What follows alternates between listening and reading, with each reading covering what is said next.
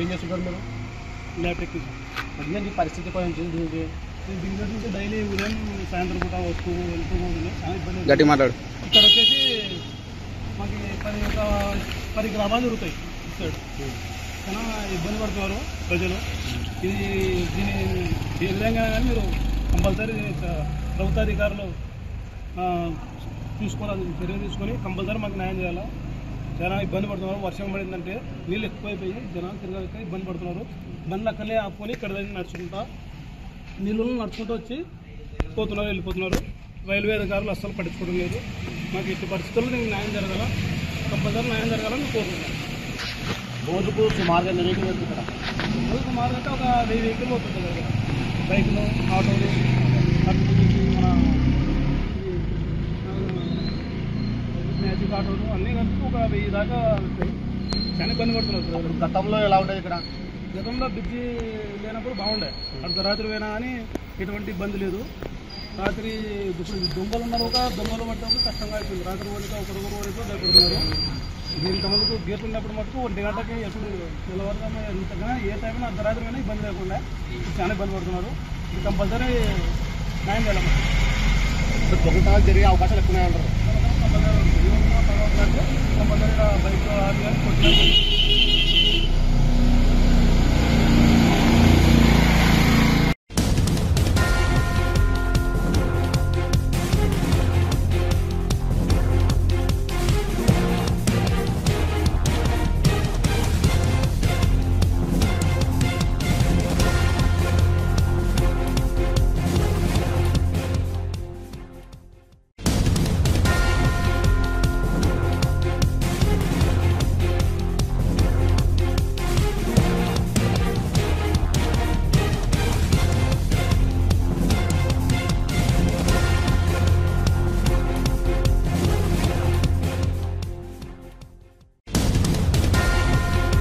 చేసినారు.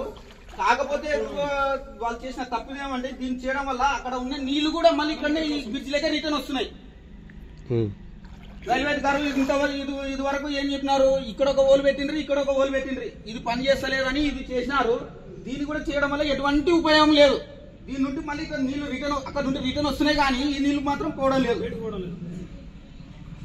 నిన్న ఒక ముస్లామా ఈ నీళ్ళలో కింద పడిపోయింది. పిల్లలు చిన్న బండ్ల మీద చిన్నగా రాలేక కార్లు అన్ని అక్కడ ఆగిపోతున్నాయి.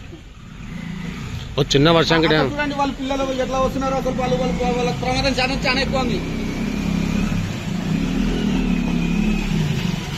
చాలా కష్టం ఉంది.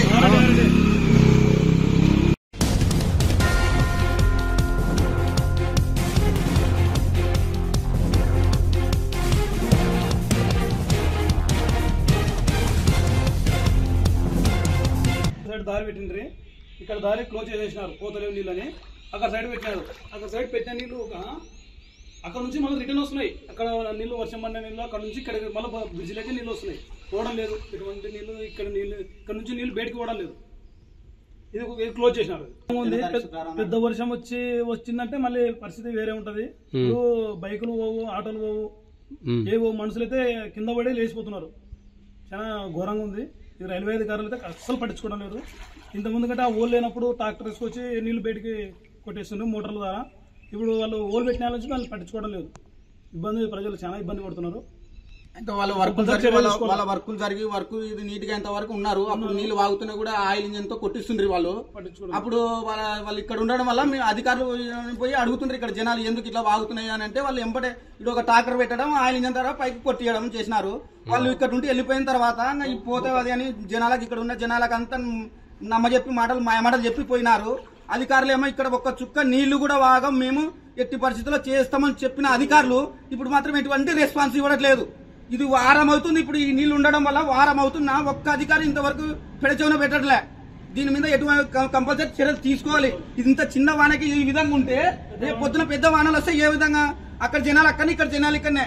ముఖ్యంగా వచ్చేసి గర్భిణీ స్త్రీలకి వాళ్ళకి అంబులెన్స్ రావడానికి చాలా ఇబ్బందికరంగా అవుతుంది. అసలు అంబులెన్స్ మీరు అక్కడ నీళ్లు ఆగుతున్నాయి, మేము రాలేము అని చెప్పేస్తున్నారు. ఎన్ని రోజులు నీళ్ళు ఇక్కడ నీళ్లు ఉండబట్టి 5 రోజులు, దాదాపు 5 రోజులు 6 రోజులు అవుతుంది. చూడండి, మీరు చూడండి, ఆటలు వస్తున్నాయి. అసలు కొన్ని ఆటలు అయితే ఇక్కడ చెడిపోతున్నాయి నీళ్ళలో. చిన్న లేకపోతున్నాయి, చిన్న ఎక్సెల్ బండ్ల రాలేకున్నారు పాపం.